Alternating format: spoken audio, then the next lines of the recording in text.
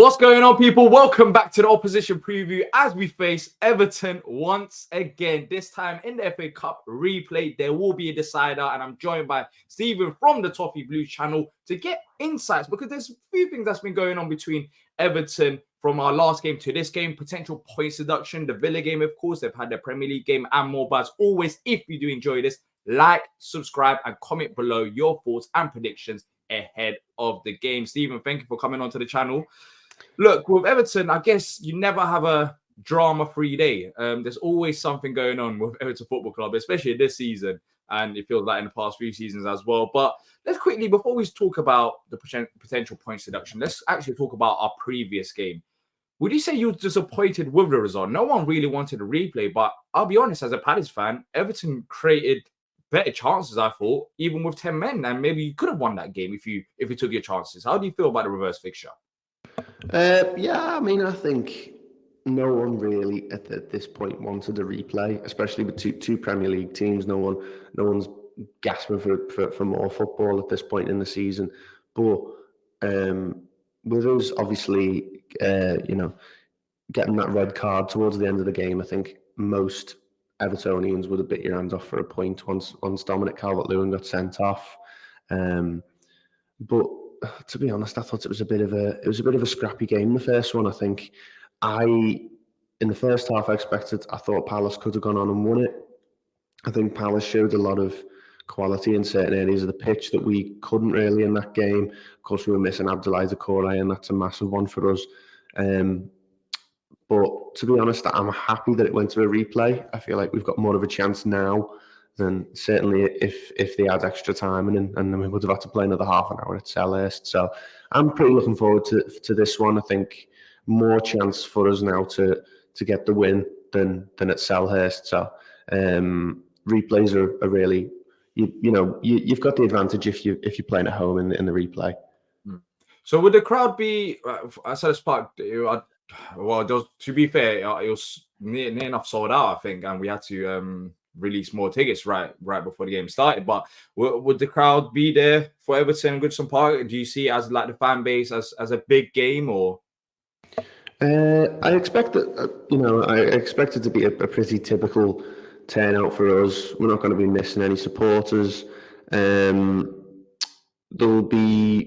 might be empty seats here and there, but on the whole, I think it'll just be a typical turnout for Everton. I think the support from us at Goodison recently has been a bit more. I wouldn't say chilled. It's been laid back in more of a sort of serious way. It's not been as much of a real get behind them, go and make it a bear pit or anything like that it was at the end of last season. Now it's a lot more serious. The fans are a lot more on the team's back if we start to play well, if we start to play badly. And I think, to be honest, and I think against Villa yesterday, that was one of the cases, is that I think the fans were so nervous to try and get that point at 0-0. We're so used to going 1-0 down. The fact that we didn't, I think that sort of, while it was obviously a good thing, the fans were very, very nervous in the ground, I thought. So I think it's a case for Palace to capitalise. I think Goodison Park isn't the most hostile place at the minute for an away team. I think it's more so for the home team. So no, I expect our fans to be out there. Of course, it's a night game. Anything can happen. But of course, we did play Fulham a couple of weeks back in the Carabao Cup at Goodison and lost on penalties. And I think that will have a little bit of an impact as well. It definitely is in the back of my mind going into this one. Yeah, well, you'll naturally be nervous, right? Even if you're going to extra time and penalties. But the funny thing is, we're not really great at penalties either. But someone has to win them, unless we're there literally all night. Someone will come out victorious. But talk about the Villa game quickly, because there's pros and cons to it. I guess the pros from Palace side is that we've had extra rest. That's the positive. And, we should be taking that advantage into this game, especially because it's going to be another midweek game. And I believe you have a game on the weekend as well. So you haven't really had that as much of a break as we've had in that aspect. So you'll be having more games than us. But I thought I couldn't watch the game, but I saw the highlights here and there. Villa did create a few chances. Maybe I think you said it before we started recording this. Like you was a bit fortunate to get a result. How would you sum it up going into this one? Like, what was the Villa game like? Um, the Villa game was it was a bit, and I mentioned it to you before. It was a bit. It was again. It was scrappy. It was a bit similar to the first half against Palace. I thought, where both teams could have their chances. It seemed with about 20 minutes left that neither team really wanted to score. I mean, I can remember with about 20 minutes, 10 minutes to go, Aston Villa just passing it between the centre backs and no Everton player pressing them. It felt a bit like there was a game in the World Cup about 20 or something years ago that got done for match fixing because they could both get away with a draw. No one It wanted felt to like win. that. Yeah, it felt like that. It felt like both teams literally were just going, all right, let's just sell it now.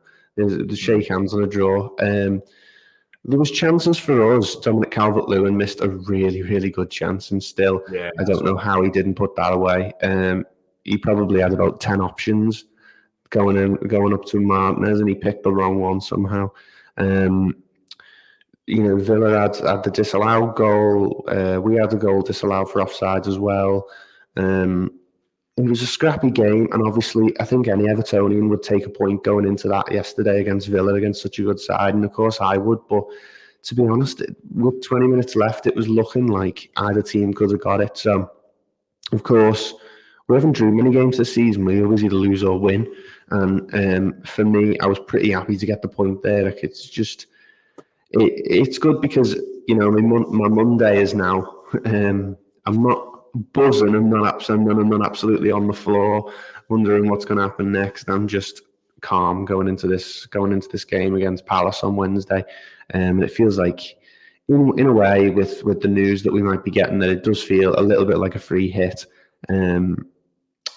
But I think that game yesterday played well, but we just couldn't find the goal in the end. So do you think he will rotate the squad? And the reason why I'm asking that is, yes, you've played Villa, but there's also a potential further points deduction that's on the cards for Everton. If that was to actually happen and go through, do you think that Dyche will say, you know what, where we have to just focus on the Premier League, let's just completely rotate the squad? Do you think that could be the case? I'm not sure, to be honest, because he didn't rotate them that much against Palace as much as I thought he would. He played João Virginia in goal. I think, to be honest, he'll probably keep it the same. Besides, maybe Nathan Patterson will come in for Seamus Coleman at right back. Dwight McNeil might get a rest. Of course, he got that bad injury at Selhurst in the first game, and unbelievably managed to play yesterday. So he might give him a rest, and he might play Dan Juma. He might play someone like that. But I do think that he's not the type of player to rotate, the type of manager to rotate the squad. Anyway. I think you will see a bit of a weaker Everton team. I think you will see players like Beto, even though that's become a bit of a debate over whether he is the weaker striker. I think you will maybe not see players like Onana, maybe not. Maybe bring in a different midfielder. Maybe Lewis Dobbin could come in. So I think you won't see a full strength Everton team, but I don't think you'll be seeing players you've never heard of playing. Yeah, look, Calvert-Lewin, I didn't mention it, but he's going to score against us. After missing that chance against Villa, the red card that got overturned from our reverse fixture, is all set up for Calvert-Lewin to have a go against us. But with your striker situation, in terms of your strengths and weaknesses, I thought in a reverse game, you were very good attacking us from wide areas. You caused us trouble. Is that the area that we should be looking for again to try and stop? And how do we stop it? Is it a case of, if McNeil doesn't play or some of these players don't play, then yes, we've got a better chance? Because tactics, of course, help, but that's our weakness. Like, we have Nathaniel Klein as our right back. I don't know how you change that. You don't change that. You have players that come back. But if we were to stop your wing play, do Everton have like a plan B? because as you said, under Dash, even yesterday's game, it wasn't as exciting. It seems like maybe Villa knew how to stop you lot, but you also know how to stop Villa. But you didn't really have that plan B to go and attack them at home. So is it a case of, if we do stop Everton from attacking the wings, is that it? Do you have any other alternatives to your game? Good question. I don't think so. No, I think that is the way we play. We play football down the wings. We play what many people call old school football. We've got two wingers that track back and defend, and they get up, and an out swinging ball straight into the box for a big striker. That is how we play, and that's what Dwight McNeil and Jack Harrison are really good at. We saw it yesterday because he started Dan Juma on the left wing, and it was just a completely different game. He's not that type of player. He is probably the type of winger we would want to see in like a 4-3-3 or something like that, because playing that 4-5-1 formation that Dyche plays, it just doesn't fit at all. So if Palace are able to get close to Dwight McNeil and Jack Harrison, then I do think they've got a really good chance of winning. With regards to what you can do to stop it, I think you either have to double up on Dwight McNeil and Jack Harrison, or you have to double up on whoever's in the box. I think that's pretty much it, because Dwight McNeil's good at scoring, but I think if you can stop that cross getting into the box, you're going to stop a lot of opportunities for Everton. I think if you can stop Everton from getting momentum in the game, then you're automatically on the front foot. We're not the type of a team that, we can keep throwing things at you. If it's not going our way, we will wait for opportunities and we will try and get them. We're really good at holding on to a lead or holding on to a draw. But all of our attacking comes from those wide areas, really, and that counter-attack.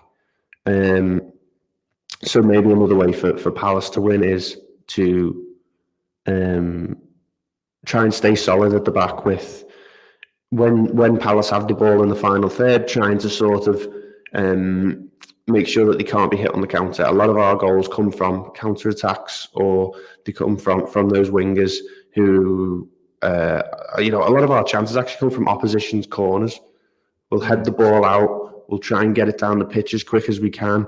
So that there isn't really any plan B, mate. It's just two wingers and a striker and crossing it into the box. That's pretty much Everton's game plan at the moment, and it's worked, to be honest. But I think someone will figure it out, and I think Palace will have an opportunity to do that. Palace have got some, I saw the video actually. Someone did about Palace's right back situation with Nathaniel Klein, about how it was Klein and then it was Ward, and then it was Wan-Bissaka, then it was Ward, then it was Klein again. Yeah, literally, we can't replace our right back. I mean, we might even. Funny thing is, there's rumours now suggesting that we might replace Wan-Bissaka with Wan-Bissaka again, because he might be coming back to the club.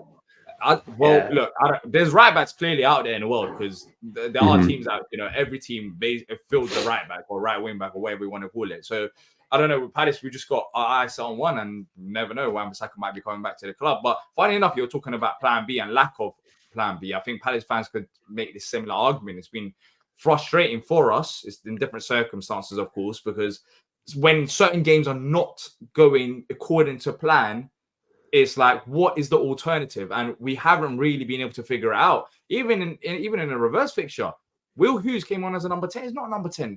As soon as we made the subs, I think the game went downhill from there. And it was quite embarrassing, to be fair, because even with the red card, Everton seemed like the better side. And that's because we just don't know what to do.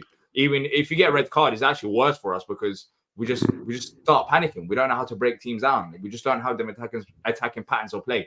But it is what it is with Palace, especially because, here we are with Roy Hodgson. What do you really expect? And I guess you could say the same with Dash, even though you've had some positive results and some good games as well. Maybe unlucky in certain games to not pick up more points. But let's talk about score predictions. Of course, it could go to extra time and penalties as well. But how do you see this game going? I mean, I'm going to have loads of Palace fans in the comments talking It's if I fine. say that we're You going have to to. back your team. I'll be Yeah. backing my team on your team as well. I think that it will probably finish in a draw and it'll end up going to extra time. No penalties? Does it go straight to penalties or does it go to extra time? No. It should go extra time, then penalties. If you're asking in my heart of hearts, what I really think could happen, I can see Palace nicking this one. I think it will go the length, and I think it will go the distance. I think it's going to be like a sort of tight boxing match where there's going to be one sucker punch that knocks the other one down. I'm going to go for, after 90 minutes, I'm going to go for 1-1. And then extra time, that's just a minefield. That's just anything can happen. That's just two teams throwing everything at the wall and seeing what can stick. I'm going to go for 1-1, and then I think I'll go for Everton to win after extra time. But as you can see, or just normal extra time. Extra time. Extra time. See, that's funny because I said 1-1 or 0-0. I can't remember, but it's going to be a draw. I don't expect that many goals in all honesty. I just don't. But then again, I could see it going to penalties, and for once, maybe Palace win it. I don't know. For once, that's me being a biased Palace fan. Something's got to give. Yeah, it does go to penalties. But yeah, I'm going to go for 1-0 extra time. It's still going to remain 1-0, and then penalties. We somehow do the miracle and we win it. And you know what? The reverse. I didn't even ask you about this, but in the next round, it's favorable draw. Luton or Bolton. It is, isn't it? Yeah, Luton or Bolton. It shoots both sides. I guess that's another positive of this replay because we know whether to take it seriously or not. If it was City or Tottenham, I guess no one would want to win because it's like a waste of time. But if you got Luton and Bolton, then it gives you a bit of hope. But let us know what you think in the comment section down below with your score predictions as well. And make sure to check out the Toffee Blues where I'll be on there as well, giving my predictions as always. And also, Stephen, how can I find your great work as well? Yeah, we're just at the Toffee at Everton Newsfeed on X and the Toffee Blues on YouTube. So we do stuff like this all the time. Opposition previews and match previews, player ratings, all stuff like that, basically. So yeah, you can find me on there every now and then. I haven't actually done an opposition preview in ages, but when they told me that this is my favourite part of the job, really, getting to talk to fans of other clubs. So yeah, stuff like this is what I really like doing. So you might see me in a couple more of these over the future if you want to. But yeah, of course, 100%. You're more than welcome to come on anytime, especially if Palace win as well. Then that means we can have a little trend. We can have a little trend going. If Palace win, then come on. If Palace win, you can get me on afterwards, and I'll do a big rant on your channel as well. Anytime you're free to come onto the channel. Make sure to check out the Toffee Blues people, and that's it from me and Stephen. And until next time, up the Palace.